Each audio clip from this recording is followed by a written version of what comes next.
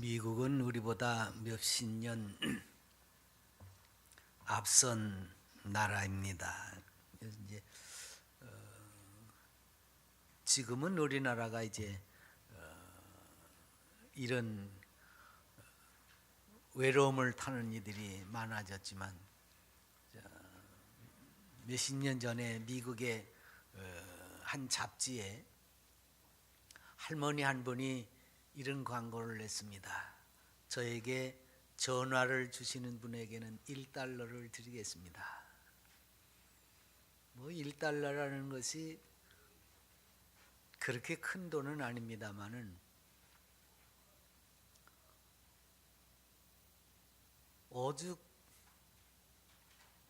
답답하고 힘들었으면 이런 광고를 내겠습니까?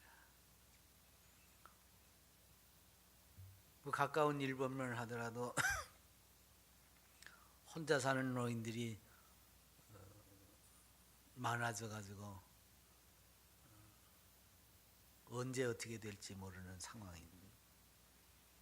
우리나라도 이제 그런 일들이 간혹 일어나잖아요. 한 동네에서 어느 집의 노인이 돌아가셨는데 한 달이 지나도록 발견을 못했던 이런 일들이 우리나라에서도 일어나고 있습니다. 이게 지금 현대를 살아가고 있는 사람들의 그 고독한 모습이에요. 주변에 사람이 없어서 외로운 것이 아니에요. 사람은 널렸어요. 그런데 그들과 관계를 맺을 수가 없어요. 예전엔 뭐 이웃이라 그러면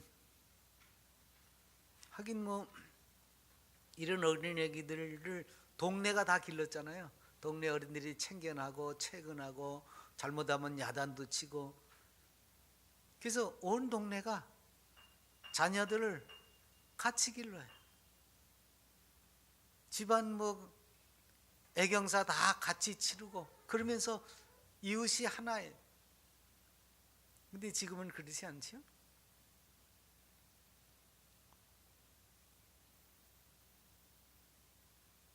인구가 많아졌다고.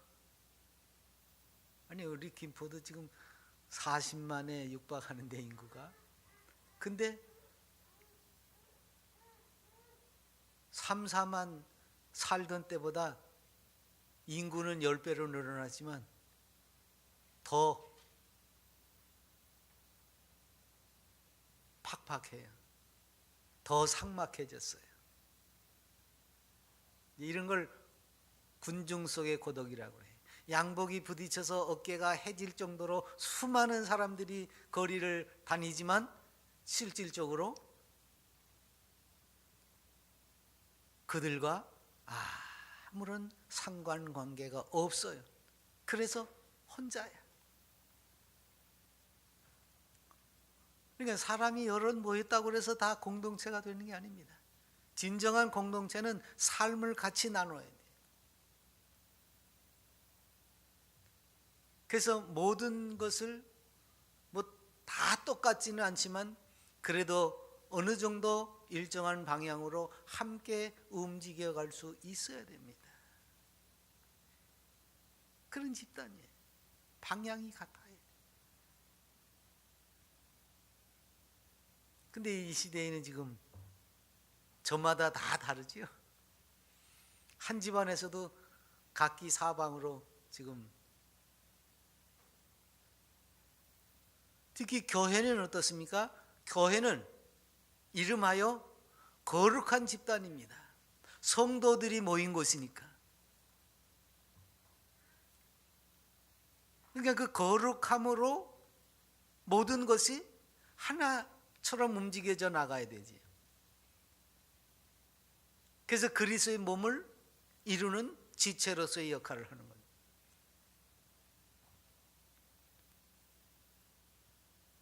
근데 오늘날 교회마저도 이 방향의 일정성이 결여됐어요.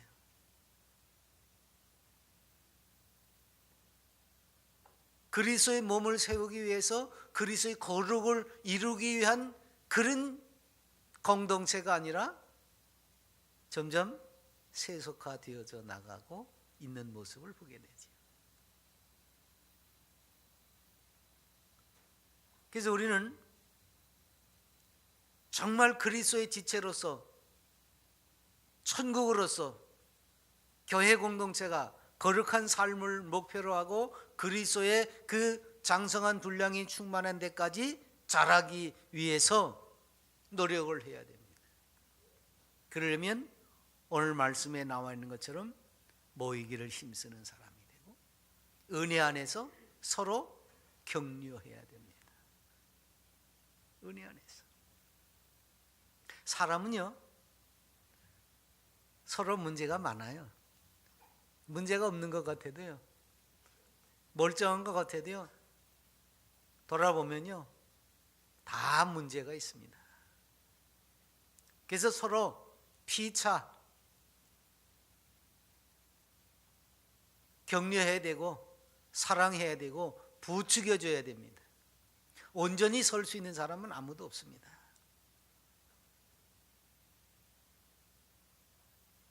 근데 세상에서는 남을 배려하고 부추겨주는 걸 먼저 배워야 되는데 그걸 나중에 배우잖아요. 나중에도 잘 못 배워. 왜? 비난하는 것부터 배우니까.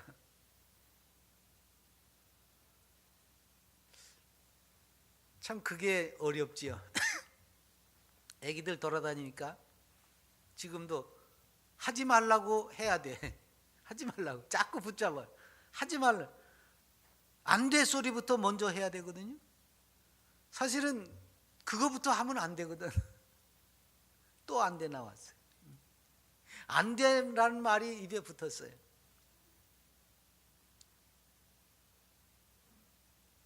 안 된다기보다는 된다가 먼저 나와야 되거든요. 근데 인생은 뭐예요? 처음서부터 안 돼부터 해야 돼. 그게 인생이에요.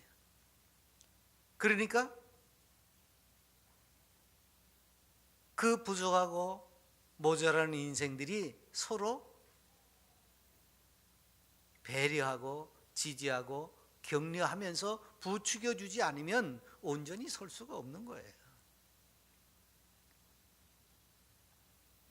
그래서 피차 사랑하는 것을 연습하고 격려하는 것을 연습하고 혼자만 있으면 뭐 그거 필요 없죠.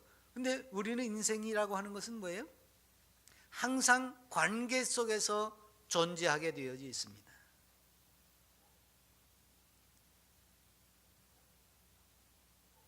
그래서 둘이든 셋이든 인생은 항상 이런 관계 속에서 출발해요. 이게 모임이에요. 가족부터 시작해서 뭐 아기들 자라면 이제 학교 들어가고 이런 사회라는 것이 그렇잖아요. 혼자서 있는 것은 법이 없습니다. 항상 같이 있어요. 특히 성도는, 교회는 뭐예요? 하나님의 말씀을 서로 배우고 익히기 위해서 모인 곳입니다. 모임이에요. 그래서 그 모임을 통해서 하나님을 만나고 그 모임을 통해서 형제들을 만나고 서로 노력하면서 하나님의 성품을 닮아가고 예수 그리스도의 몸을 세워가는 그 노력을 통해서 서로 한 방향으로 삶의 모습을 갖고 나가는 거죠. 예수 그리스도의 그 장성한 분량이라고. 그래서 관심사가 그리로 모아져야 돼. 그러니까 그리스도인들은 그쪽으로 모아져야 돼. 그래서 오늘 말씀에서 바로 이런 부분을 바울 사도가 우리에게 설명하고 있어요. 어떻게 해야 되느냐. 그리스도인들의 삶은, 그리스도인의 공동체는 그 격려라는 말은요, 신약 성경에 이제 등장하는 말인데 두 가지 의미가 있어요. 하나는 불러서 곁에 있다. 옆에 이리 와. 여러분 힘들고 어려운 사람이 있을 때 어떻습니까? 이리 와. 내 곁에 있어. 그러면서 이렇게 다독거리죠. 이 그런 의미예요. 불러서 곁에 있다. 우리 주님이 제자들이 막 근심 걱정을 합니다. 아, 주님 이제 부활하시고 가신다고 그러는데 그럼 우리는 어떡하지? 그전에도 말씀하셨습니다만 특히 부활하신 다음에 내가 가는 게 너희들한테 유익이야. 왜냐하면 다른 보혜사를 보내서 너희들하고 함께 있게 할 터이니까. 나는 이제 가면 좀 육체적으로는 떨어져 있잖아. 근데 성령께서 오시면 그 다른 보혜사가 와서 너희들하고 함께 있을 거야. 근데 그 다른 보혜사라고 하는 그 성령님을 보혜사라고 하는데 그 보혜사란 말도 뭐예요? 하나님의 부름을 받고 우리 곁에 우리와 함께 하기 위해서 계시는 분입니다. 그래서 그분을 영어 성경에서는 위로자다 그렇게 표현해요. 위로자. 성령님을 위로자로. 나와 함께 늘 곁에 있는 거예요. 나의 삶을 돌아보고 붙들어주고 지켜보고 계셔요.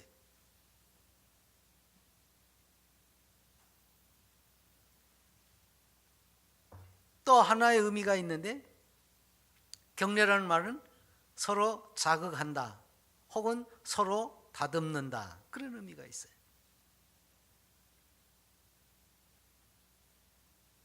물론 자극한다는 말은 어떤 경쟁심을 유발하는 그런 표현이 없지 않습니다만은 이런 걸 통해서 어떻게 해요? 성장하잖아요. 서로 우리가 곁에 있으면서 함께 뭔가를 하기 위해서 노력하다 보면 서로 상승작용을 일으킵니다. 그래서 혼자 누우면 썰렁하지만 두 사람이 누우면 따뜻하다. 그런 거예요. 그래서 곁에 있음으로 해서 뭔가 이게 상승작용, 그걸 시너지 효과라고 그러지요. 그래서 하나 더하기 하나는 분명히 둘인데 둘 이상의 효과가 나타나게 되지요. 산수로 하면 분명히 하나 더하기 하나는 둘입니다.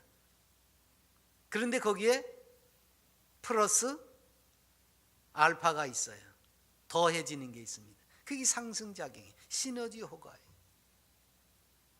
격려는 바로 그런 걸 낳는 거예요. 서로 자극하고 서로 다듬으면서 뭔가 더 뚜렷한 효과를 나타낼 수 있다고 말이죠.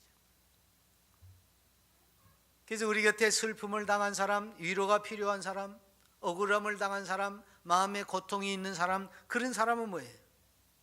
그런 사람 곁에 같이 있어주는 것만으로도 뭐예요? 격려가 시작이 되는 겁니다. 아무 말도 안 해도 괜찮아요. 그냥 가만히 손잡고 이리 와, 나하고 있어. 안 그러면 내가 한 걸음 다가가서 내가 곁에 있어 줄게. 그러면 되는 거예요. 무슨 대단한 말을 해야 되고 무슨 뭘 자꾸 해야 되는 게 아닙니다. 사람들은 이 뭔가 말을 하고 뭘 어떻게 해야 되는 줄 알고 자꾸 그러다 보니까 오히려 그 효과가 반감하는 경우가 있습니다. 괜히 고통을 당한 사람, 어려움을 당한 사람한테 가가지고 그걸 분석하고 해석하고 뭐 자꾸 물어보려고 하지 말아요. 말을 자꾸 시켜야 위로가 되는 줄 아는데 아닙니다. 말 한마디 안 해도 괜찮아요. 오히려 말하다가요 그게 실수로 나가고 맙니다. 여러분 욥기서를 읽어보세요. 욥기서 전반에 걸쳐서 앞뒤에 그 한두 장 빼놓고는요 나머진 전부 그 욥의 세 친구들이 욥보고 나누는 이야기입니다. 근데 그 말이 뭐예요? 멀리서부터 욥이 고난을 받고 어려움을 당했다고 하니까 위로하기 위해서 찾아왔어요. 근데 와서 자꾸 말을 하다 보니까 너 잘못했잖아, 너 잘못했잖아. 그리고 비난하고 추궁을 하게 되더라고 말이죠. 위로받아야 사람을 앉혀놓고 위로한답시고 왔는데 오히려 추궁을 하고 앉아 있어요. 그러니까 말 하나 안 해도 괜찮습니다. 오히려 위로하러 갔다가 상처 주지 말고 입을 다물고 가만히 곁에만 있어주면 되는 거예요. 그래서 오늘 바울 사도가 우리에게 서로 위로가 되고 격려가 되라고 하는데 세 가지의 내용으로 이제 말을 하고 있습니다. 그 첫째가 믿음이에요.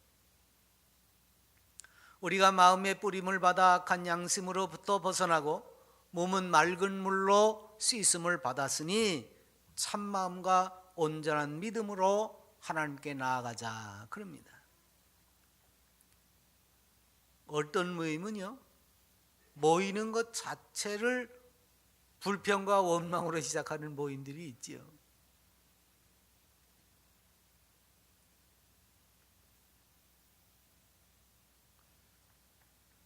자기네들이 좋아서 모여지는 데는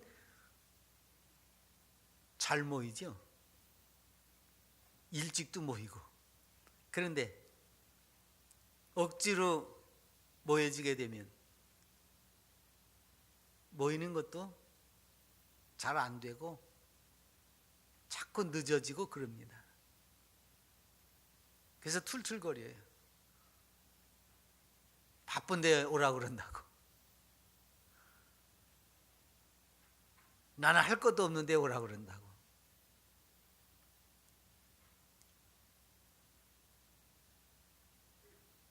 세상엔 동호회라는 게 있죠. 뭔가 좋아하는 것을 같이 하는 사람들이 있어요. 뭐 등산도 있고 사이클도 있고 뭐 여러 가지 모임들이 있죠. 그것을 좋아해 가지고 모이는 사람들은 아주 잘 모입니다. 근데 이제 이런저런 연유로 인하여서 나가고 싶지 않은 걸 억지로 나가면 이제 그런 사람 때문에 불평이 생기고 원망이 생기고, 그래서 그런 사람들이 많아지면 그 동호회는 깨지게 되죠.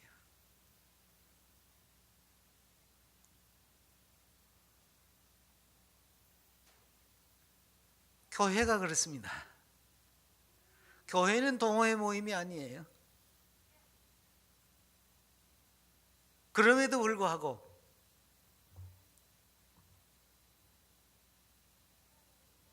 이 모임을 부담스러워하는 이들이 참여하다 보니까 어떻게 나요? 원망이 나오고 불평이 나옵니다.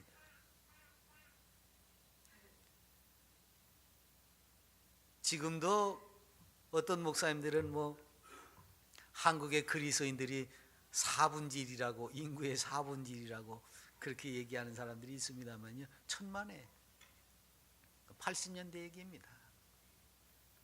90년대부터 줄어드는 숫자가 2005년 통계로 800만으로 떨어졌고 2010년 통계로 600만으로 떨어졌고, 모르겠어요. 15년 통계는 어떻게 나왔는지.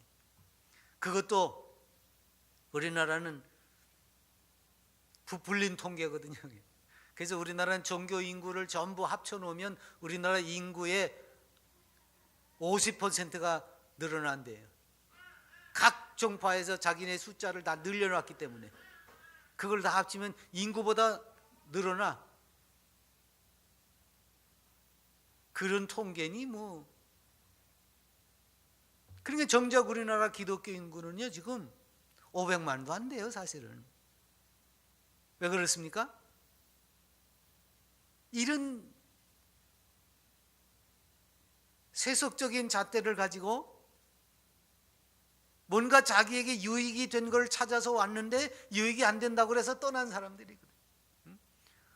예수 믿으면 복 받아 그래서 왔는데 복은 안 주고 90년대부터 뭐 IMF다 경제 위기가 되더니 아직도 그 끄트머리가 남아서 회복이 안 되고 있잖아요. 그러니까 복 받으러 왔던 사람들이 다 떠나는 거예요. 왜? 예수 믿으면 복 받는다 그러는데 모든 것이 그렇잖아요. 자기에게 유익이 되기 위해서 거기에 참여하는 건데 유익이 안 된다고 하는데 왜 남아 있습니까? 그러니까 애시당초부터 교회는 믿음으로 세속적인 어떤 잣대로 세속적인 어떤 유익을 주기 위한 것이 아니라 그건 나중에 먼저 하나님 안에서 영생을 얻고 그 다음에 가치 기준이 달라졌을 때 아이고 나는 안 먹어도 사는구나 이렇게 됐을 때에 그것하고 무관하게 신앙생활을 할 수 있는 거예요. 믿음이 있어야죠. 근데 믿음도 생기기 전에 복부터 받으려고 하니까 복을 안 주는데 왜 와요 예배당에? 이런 거예요. 그래서 교회가 세속적인 기준에 의해서 뭔가 유익을 얻으려고 자꾸 모이다 보니까 비신앙적인 모임이 되어버렸어요. 이 비신앙적인 모임은요 하나가 될 수 없습니다.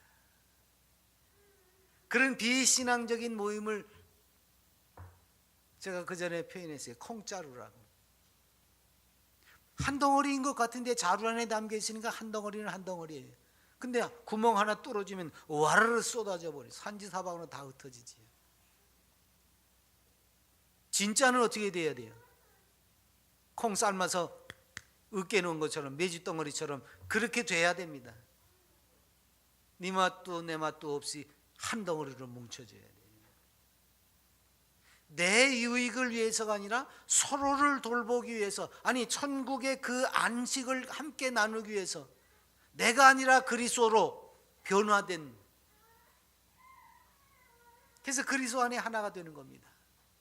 내가 주인이 아니에요. 그리스도가 주인이지요.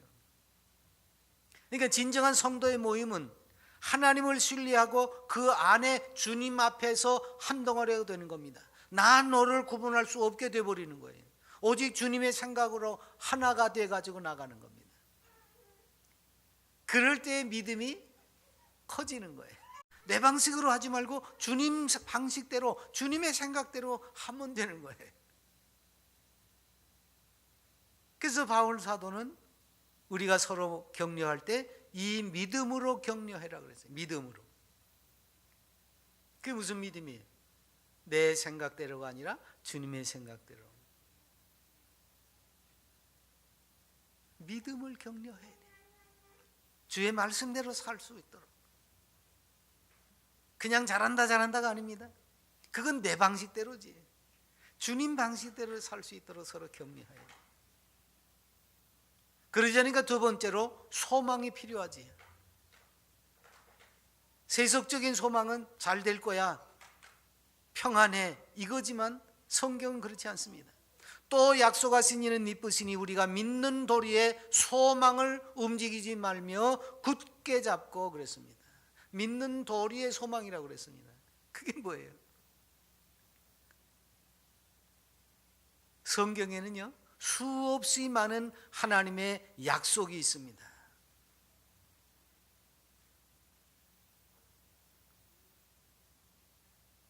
사실 신앙생활은 그걸 붙잡고 가는 거예요. 하나님의 약속. 근데 우리가 살면서 어려움이 생기면 이 소망이 자꾸 흔들리거든요. 사실은 아브라함도 그 소망이 조금 흔들려 가지고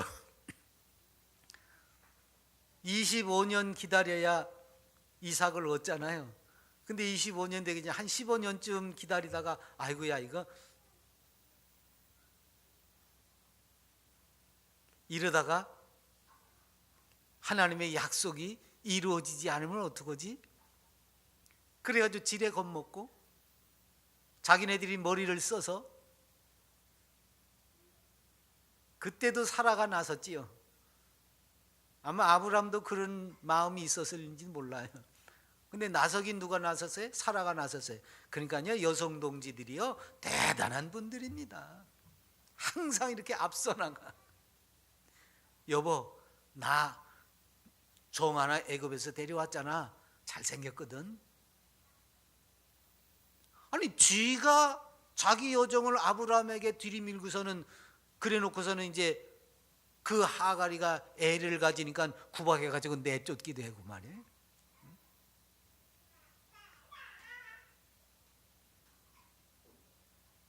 그게 조급해서, 그 소망이 더디다고 생각해서.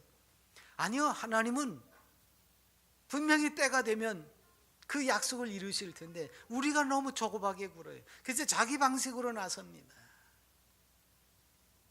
그러니까 우리가 아니야, 하나님께서 반드시 이루실 거야, 조금만 참고 기다리자, 이게 소망 중에 서로 격려하는 겁니다. 조금 기다려봐. 믿음이 있어야 이게 됩니다. 믿음이 없으면 그게 안 되는 거예요.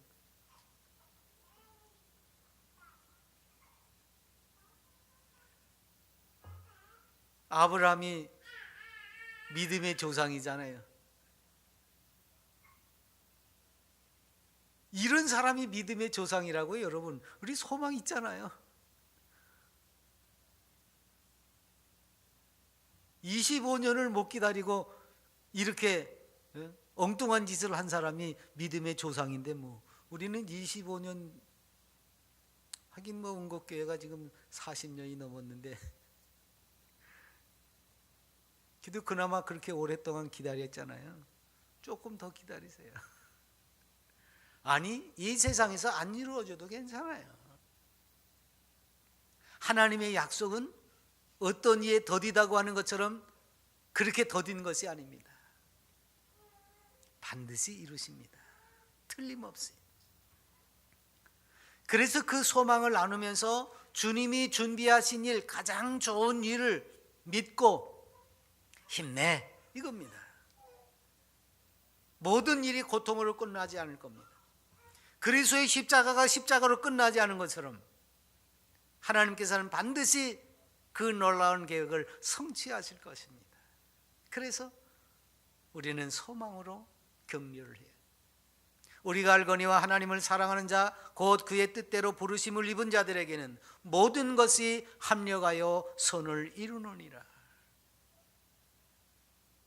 우리의 소망은 거기에 있습니다. 우리가 가지고 있는 생각이나 판단은 얼마나 연약한지 몰라요. 그래서 인생은 늘 후회로 살잖아요. 지옥에 들어가면 껄껄껄 소리만 넘친다지요. 후회하는 소리.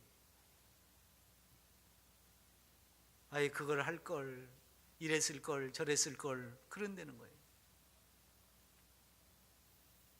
그러니까 우리 인생은 아무리 완벽한 기회요 결정이라고 해서도 돌아서고 나면 내가 왜 그때 그랬지? 이거예요. 내가 왜 그랬을까? 항상 남는 게 그겁니다. 그때가 좋았지, 그렇게 우리가 말하기도 하지만 돌아서서 늘 아쉬운 것이 인생입니다. 왜냐하면 자기의 판단이 완전치 못해요. 그러나 하나님은 그 모든 것을 아울러서 우리에게 가장 좋은 것을 예비해 놓으셨다는 거죠.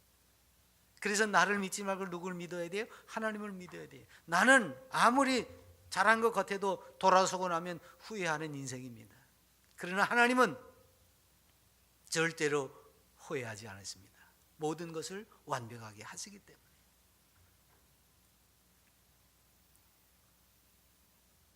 그래서 이 믿음과 소망으로 격려하면서 한 걸음 더 나가서 사랑으로. 욥의 친구들이 가서 어떻게 해요? 격려한다고, 위로한다고 찾아가 가지고서는 뭘 어떻게 합니까? 정죄하잖아요. 사랑은 허다한 죄를 덮는 겁니다. 그래서 사랑으로 격려해야지. 가서 너 이거 회개하라고. 여러분, 우리가 다 잘못한 거 압니다. 그런 사람한테 가서 회개하라고 해봐야 소용없습니다.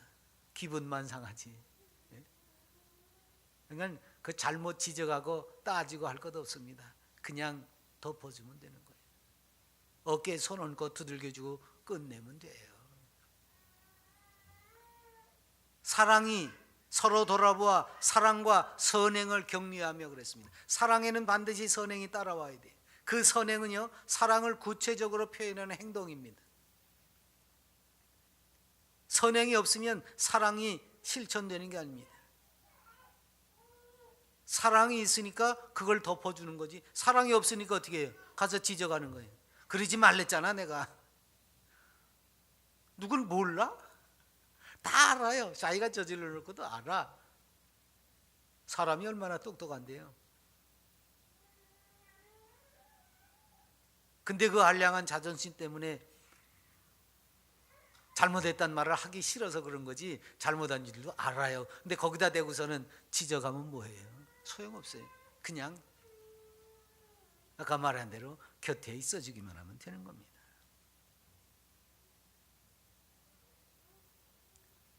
내가 사랑해서 용서를 할 수 없으면 그냥 입 다물고 가만히 있기만 하면 돼요. 그것도 절반이나 가는 거예요. 우리에게 죄와 허물이 실수가 있는데 그걸 와서 지적하지 않는 것만 해도 그게 큰 격려가 되는 겁니다.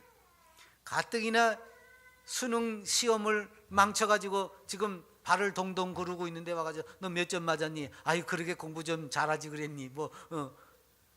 3시간만 잘 걸 왜 5시간씩 잤니? 암만 얘기해봐 무슨 소용이 있습니다. 그냥 옆에 가서 가만히 있어주면 되는 겁니다. 여러분, 이런 격려의 가장 큰 본보기가 누굽니까? 당연히 예수님이시지요. 자기를 가론 유다가 팔 걸 주님이 알아요. 나와 함께 그릇에 손을 넣는 자가 나를 팔 거다.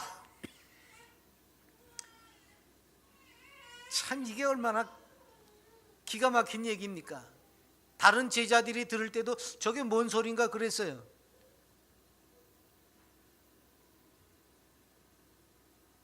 다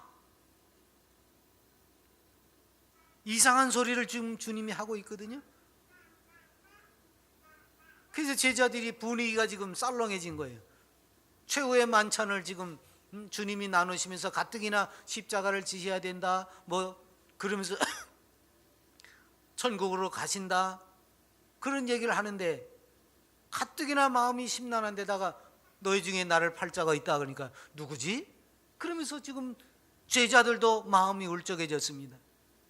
그 제자들에게 사실을 이야기하는 주님의 마음은 또 얼마나, 제자들에게 배신을 당하고 십자가를 져야 하는 주님의 마음은 또 얼마나 힘듭니까? 근데 제자들도 우울하고 주님 자신도 힘든 그때 주님이 제자들을 격려하십니다. 그것하고 전혀 상관없는 새 계명을 너희에게 주노니 서로 사랑하라. 내가 너희를 사랑한 것 같이 너희도 서로 사랑하라. 아니 지금 자기를 팔 놈이 눈앞에 있어요.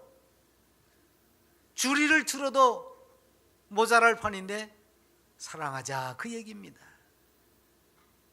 사람이요 배신을 당하면 사랑하기가 쉽지 않습니다.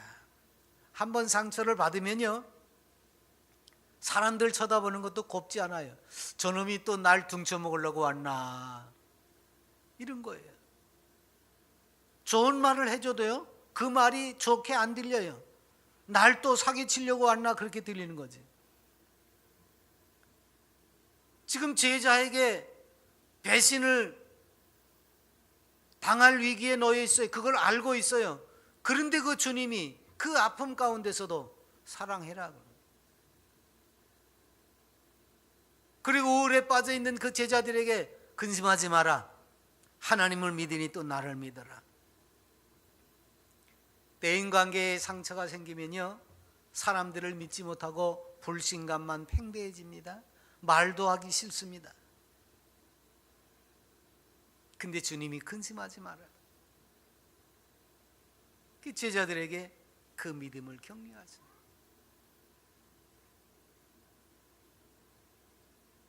계속 하시는 말씀이 그거예요. 가서 너희를 위해서 거처를 예비하면 내가 다시 와서 너희를 데리고 갈 테니까 걱정하지 마.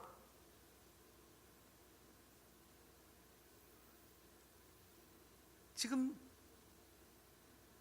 주님을 배신하는 사람도 있다고 그러고요. 이제 십자가를 지시고 주님 또 떠나신다고 그러지요. 지금 마음이 휘몰아치고 있어요. 그 안에서 소용돌이를 치고 있습니다. 그런 제자들을 주님이 걱정하지 마. 내가 잠깐 가서 너희들 살 때 만들러 가는 거야. 그리고 이제 데리러 올게. 그래서 제자들이 조금이나마 안심을 하고,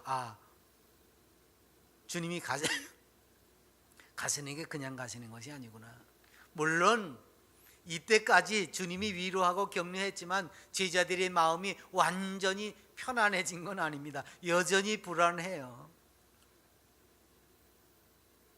그래서 주님 부활하신 다음에도 제자들이 만나가지고 주님을 보았으면서도 아직도 불안해가지고 나중에 이제 성령께서 오셔서야 그 마음이 전부 완벽하게 되지만, 그렇지만 주님은 마지막까지 지금 최선을 다해서 제자들을 격려하고 계신 겁니다. 끝까지 포기하지 않고. 주님뿐만 아니라 오늘 이 히브리서를 기록한 그 바울도 역시 격려자로서 우리에게, 그래서 오늘 우리는 그가 전한 말씀을 지금 나누고 있는 겁니다. 그러므로 피차 권면하고 서로 덕을 세우기를 너희가 하는 것 같이 하라. 여기 피차 권면하고, 이 권면한다는 말을 격려하고 이렇게 바꿔도 괜찮아요. 피차 격려하는데 뭘 격려합니까? 너희는 아는 바와 같이 우리가 먼저 빌립보에서 고난과 능력을 당하였으나 우리 하나님을 힘입어 많은 싸움 중에 하나님의 복음을 너희에게 전하였노라. 힘들고 어려운 과정 속에서도 내가 너희들에게 복음을 증거했다, 그런 이야기입니다. 온갖 고초를 다 겪으면서도 복음을 전했어요. 그러니 그 복음을 신뢰하라고. 그러니까 가장 먼저 어떤 격려가 필요하냐? 복음을 받아들인 이들이, 즉 우리가 말씀을 받고 그 말씀이 과연 하나님 안에서 온전한 것이고 나에게 참 소망을 주는 것이다, 그 약속의 말씀대로 이루어진 것이다, 그걸 믿으라는 거예요. 그래서 그런 믿음을 서로 격려하라. 형제 사랑에 관하여는 너희가 쓸 것이 없음은 너희들 자신이 하나님의 가르치심을 받아 서로 사랑함이라.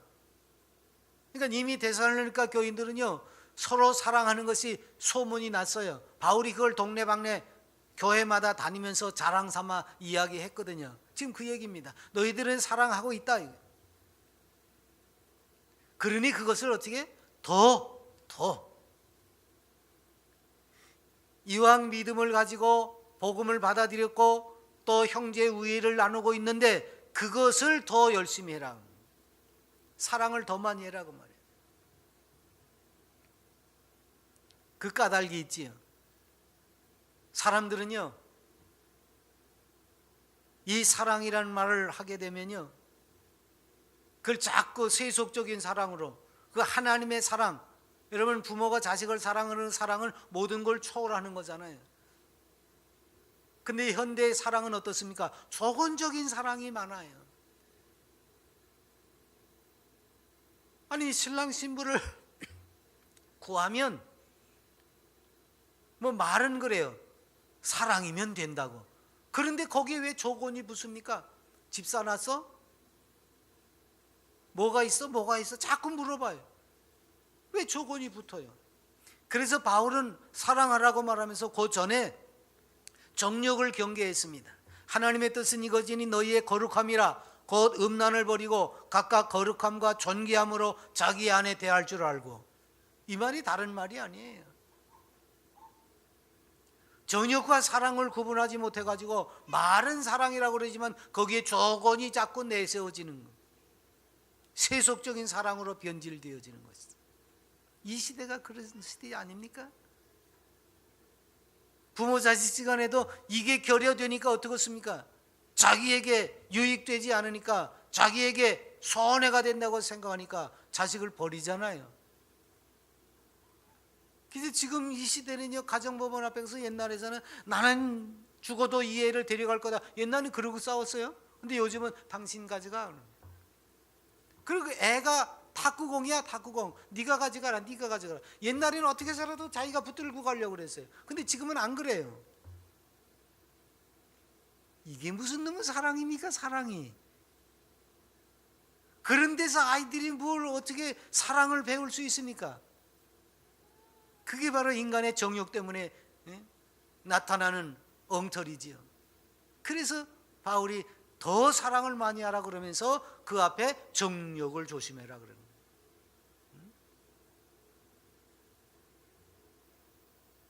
그걸 없애려면 어떻게 해야 돼요? 완전한 소망 안에 거해야 되는 겁니다. 내게 주시는 하나님의 그 은혜 안에, 하나님의 약속 안에 내게는 세상이 줄 수 없는 것이 있다. 내가 희생하고 헌신하고 양보하고 나의 유익이 아니라 다른 사람의 유익을 위해서 배려하면서 살고 나면 하나님이 내게 주시는 것이 있다 말이에요. 그게 소망 아닙니까? 형제들아, 자는 자들에 관하여는 너희가 알지 못함을 우리가 원하지 아니하노니 이는 소망 없는 다른 이와 같이 슬퍼하지 않게 하려 함이라. 세상 사람들이 왜 자꾸 이 세속적인 데 머물러 있습니까? 개똥밭에 굴러도 이승이 좋다고 여기에서 누리지 못하면 영원히 못 누릴 것 같으니까 거기에 매달리는 겁니다. 그러나 우리는 그렇지 않다고 말해요. 우리는 영원히 하나님과 더불어서 세상이 줄 수 없는 그 평안과 기쁨과 부귀영화까지 안정까지 누리게 될 것인데 왜 땅 위에서 그 짧은 기간 동안에 맛봐야 될 것 가지고서는 아웅다웅하느냐 그 말이에요. 이건 아무것도 아니죠.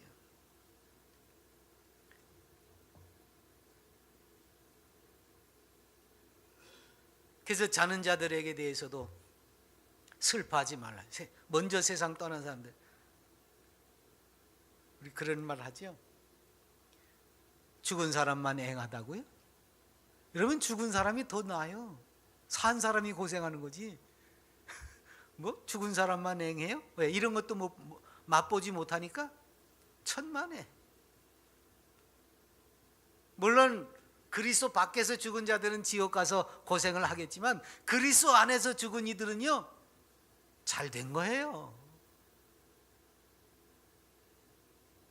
아이, 세상이 이렇게 좋아졌는데 이것도 맛보지 못하고 일찍 죽었네. 천만에. 그런 거는요 그림자 축에도 못 껴요. 세상에서 아무리 고대강실에서 편하게 살았어요? 그건 그림자도 안 돼요. 그러니까 우리는 그 소망을 간직하고 살아야 돼요. 그래서 이 소망이 있기 때문에 그리스도인들은 죽음도 극복할 수 있는 겁니다. 세상은 그걸 이해를 못하죠. 왜 예수 믿는 이들이 장례식에서 찬송가를 부르면서 싱글싱글 웃는지 지네들은 모르죠. 근데 우리는 알잖아요. 왜 웃을 수밖에 없어요? 아유, 이젠 좀 편하게 계시겠군요. 좋죠? 그런 거예요.